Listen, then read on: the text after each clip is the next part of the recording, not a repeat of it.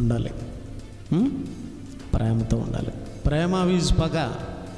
ఈరోజు మనలో ఉన్నదేంటి? హేబేల్లాగా ప్రేమ, కొట్టినా సహించాడు, తిట్టినా సహించాడు. స్టెఫెన్ లాగా ఏమండి, స్టెఫెన్ గెలిచాడు, సౌలు ఓడిపోయాడు.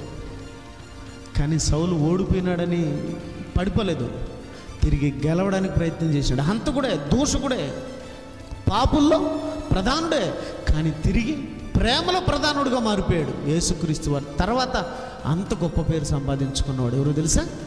పౌలు గారు. మనం తప్పు చేసి ఉండొచ్చు, పొరపాటు చేసి ఉండొచ్చు, తిరిగి మళ్ళా రెక్టిఫై అయ్యేదానికి అవకాశం ఇచ్చినాడు దేవుడు. అవకాశమే ఆయుష్, ఆ ఆయుషే అవకాశం. తిరిగి మరలా మనం దూషించకూడదు, ప్రేమించాలి, అందరినీ సమానంగా చూడాలి.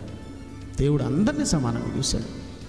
ఆకాశం కొంతమంది కులస్తులకైనా, కొంతమంది మతస్థులకైనా కాదండి, అందరికీ ఆకాశం సమానం.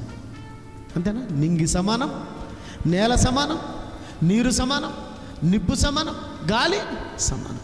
మరి మనం కూడా అందరిని ఏం చేయాలి? సమానంగా ప్రేమతో చూడాలి, ప్రేమతో బ్రతికిపోవాలి. ఆ ప్రేమ ఎంత గొప్ప లక్షణాలు ఉన్నాయో చెప్తానండి.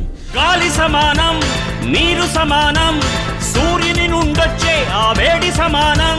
సమానంగా పంచింది దేవుడే, ఎకరాల పంట దోచుకుంది స్వార్థపరుడే. మనిషిని మార్చి మాటలు చెప్పి ప్రేమామయుడు, పాపుల కోసం ప్రాణం పెట్టి కరుణామయుడు.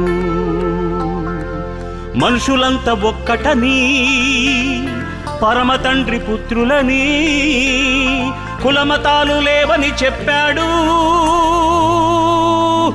విత్తనం చచ్చి బ్రతుకుతుంది, నీ ఆత్మకే మరో బ్రతుకు ఉంది. చనిపోతే మరో బ్రతుకు ఉంది, ఆ బ్రతుకెందుకో బైబిల్ చెబుతుంది.